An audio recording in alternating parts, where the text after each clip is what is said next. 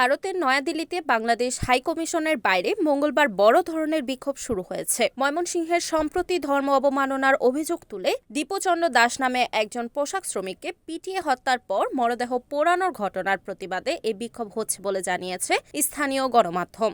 ভারতীয় সংবাদ মাধ্যম এনডিটিভি জানিয়েছে, বিশ্ব হিন্দু পরিষদ বজরং দলের নেতৃত্বে এই বিক্ষোভ চলছে। বিক্ষোভের পরিপ্রেক্ষিতে দিল্লি পুলিশ হাইকমিশনের বাইরে নিরাপত্তা জোরদার করেছে। তবে তা সত্ত্বেও বেশ কয়েকজন বিক্ষোভকারীকে ব্যারিকেড ভেঙে কূটনৈতিক প্রতিষ্ঠানটির দিকে এগিয়ে যেতে দেখা গেছে। বিক্ষোভকারীরা কমপক্ষে 2টি স্তরের ব্যারিকেড ভেঙে ফেলতে সক্ষম হয়েছে বলে জানা গেছে। বেশ কয়েকজন বিক্ষোভকারীকে ব্যানার এবং প্লাকার্ড ধরে দূতাবাসে স্লোগান দিতেও দেখা গেছে।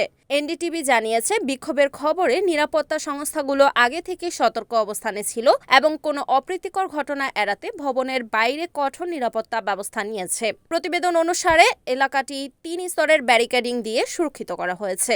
এছাড়া ভিড় নিয়ন্ত্রণে পুলিশ এবং আধাসামরিক বাহিনীর সৈন্য মোতায়েন করা হয়েছে।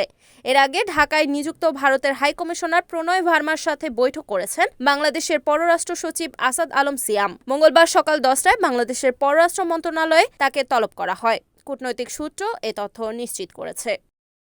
Desk news, NNTV.